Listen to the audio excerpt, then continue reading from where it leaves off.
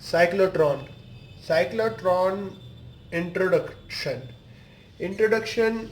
What is cyclotron and why we need cyclotron? तो what में हम ये देखते हैं कि साइक्लोट्रॉन एक ऐसा डिवाइस है जो पॉजिटिव चार्ज पार्टिकल की वेलोसिटी इंक्रीज करने में हेल्प करता है। और वाई में हम ये देखते हैं कि हम हमारे फिजिक्स में, न्यूक्लियर फिजिक्स में हमें high velocity positive charge particle collision के लिए चाहिए होते हैं, तो हमें मिल जाते हैं। तो ये हम इंट्रोडक्शन में लिखते हैं। प्रिंसिपल पे आते हैं। प्रिंसिपल हमें चाहिए होता है बताने के लिए कि डिवाइस किस प्रिंसिपल पे बेस है। तो it is based on electric field. Electric field हमारी होती है यहाँ पे जो हम एसी डिवाइस से देते हैं, और मैग्नेटिक फील्ड होती है हमारी नॉर्थ साउथ मैग्नेट से देते हैं, इलेक्ट्रोमैग्नेट से। और ये दोनों पॉजिटिव परपेंडिकुलर होते हैं एक दूसरे के। अब ये हमारा हो गया प्रिंसिपल। अब हम थोड़ा डायग्राम को एक्सप्लेन करते हैं कि साइक्लोट्रॉन है क्या और हाउ इट इज वर्क। तो साइक्लोट्रॉन इज अ डिवाइस जो वेलोसिटी इंक्रीज करता है पार्टिकल की। अब मैं थोड़े से समझते हैं। इसमें हम मैग्नेटिक फील्ड के लिए पहले नॉर्थ साउथ मैग्नेट लेते हैं, इलेक्ट्रोमैग्नेट, और डी लेते हैं हॉरिजॉन्टल। और डी हम ऐसे रखते हैं और उसके ऊपर मैग्नेट हम ऐसे रखते हैं। अब ये जैसे डी रखी है तो हम इस डी से हम एक कनेक्शन करते हैं एसी सप्लाई के लिए। तो ये एच टी ऑसिलेटर होता है हमारा।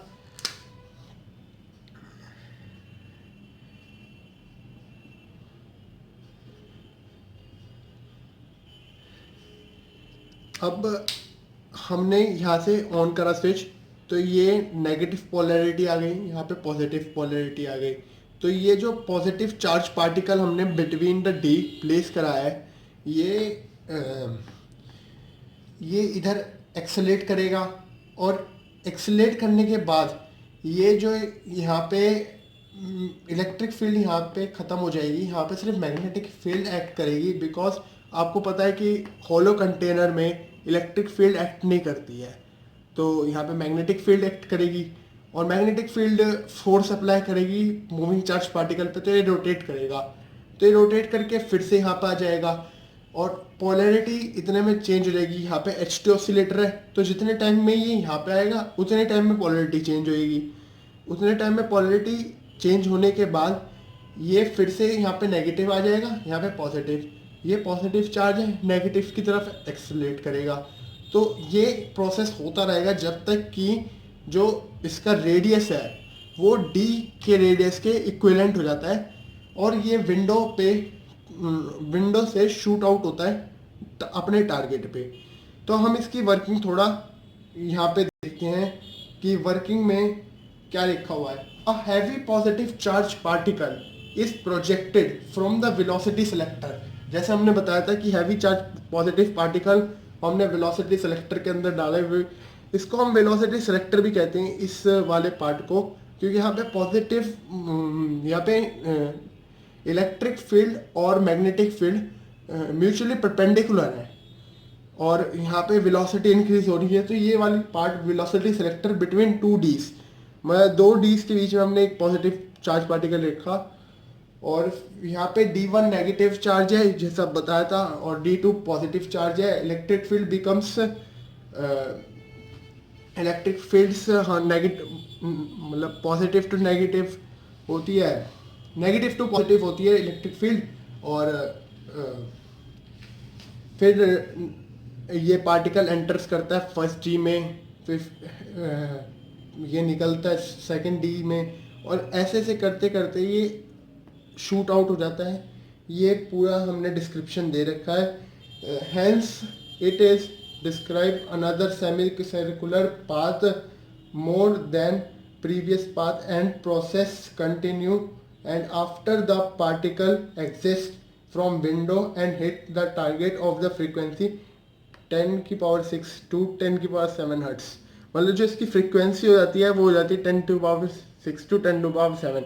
वहाँ बहुत हाई स्पीड होती है, हाई वेलोसिटी होती है इस पार्टिकल की। कैलकुलेशन मैग्नेटिक फोर्स हम देखते हैं F equals to Q B B होता है, और सेंट्रीपिटल फोर्स होती है F equals to M B square by R, और सेंट्रीपिटल फोर्स टेंजेंशियली एक्ट होती है। तो अब हम समझते हैं कि इसमें सेंट्रीपिटल फोर्स कैसे लग रही है। मैग्नेटिक फोर्स तो हमें समझ में आ जाता है, सेंट्रीपिटल फोर्स देखते हैं एक बार कैसे लग रही होती है। सेंट्रीपिटल फोर्स एक थोड़ा सा यहाँ पे हम समझते हैं, जैसे नॉर्थ है, ये है साउथ। अब यहाँ पे हमारा है डी,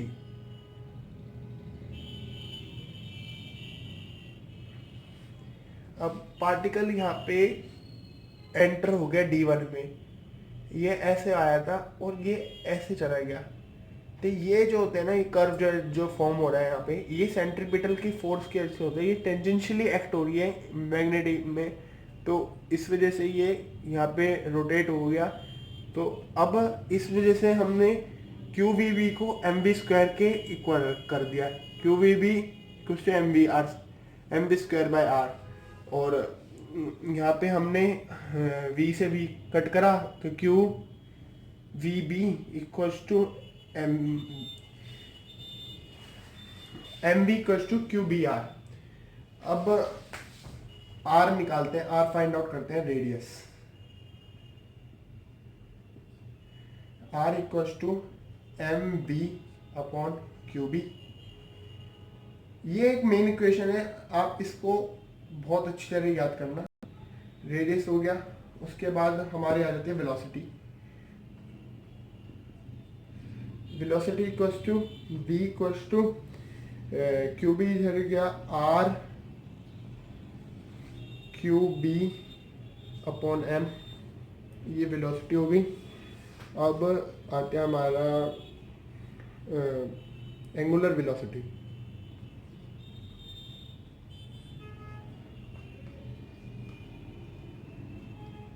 एंगुलर वेलोसिटी होती है omega equals to v by R, और v हमने निकाल के रख रखा है और r से हम डिवाइड कर देंगे, तो एंगुलर वेलोसिटी हो जाएगी Q B upon m,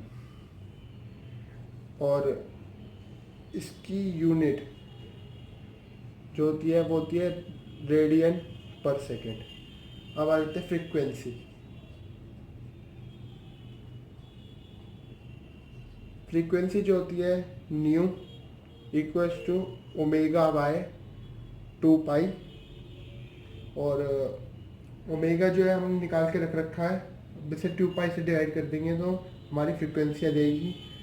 omega जो होता है हमारा Q B upon M 2 pi.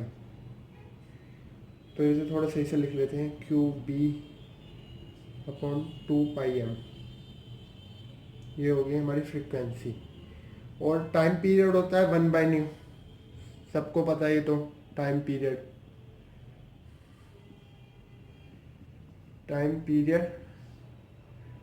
t equals to 1 by nu. तो न्यू हमने पहले से फाइंड कर रखा है, इसका रेसिप्रोकल कर देंगे तो हमारा टाइम पीरियड निकल जाएगा 2 पाई एम क्यू बी।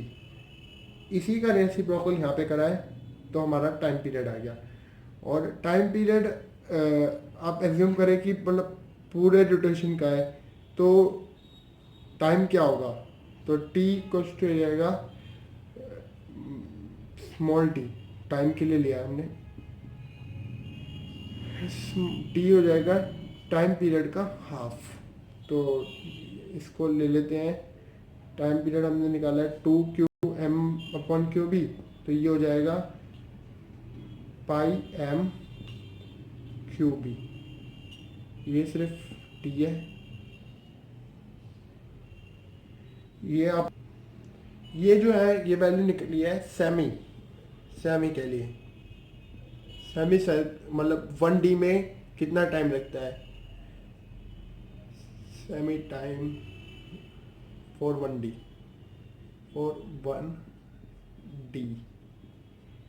और ये टोटल टाइम है, टोटल रोटेशन।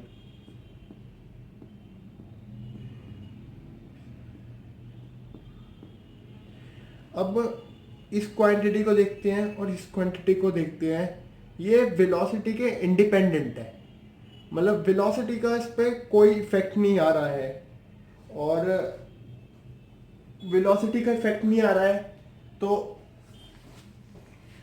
टाइम कांस्टेंट रहेगा। वेलोसिटी इंक्रीज कर रही है पर टाइम कांस्टेंट रहेगा। इस वजह से पोलैरिटी पे वो सेम पोलैरिटी पे आएगा। जब हमने बताया था ना, यहाँ पे पोलैरिटी चेंज हो जाती है, ये पॉजिटिव ये नेगेटिव ये नेगेटिव ये पॉजिटिव करके पोलैरिटी चेंज हो जाती है। तो आपके माइंड में होगा कि वेलोसिटी इंक्रीज हो रही है तो अगली बार वो जल्दी आएगा, पर रेडियस भी इंक्रीज हो रहा है तो टाइम उसे उतना ही लगेगा जितना उसे फर्स्ट में लग रहा था या 500 टाइम्स में लग रहा था, क्योंकि ये इंडिपेंडेंट ऑफ v है। और रेडियस में देखते हैं, कहाँ गया रेडियस। तो रेडियस वेलोसिटी पे डिपेंड कर रहा है, जितनी वेलोसिटी बढ़ेगी उतना रेडियस बढ़ जाएगा।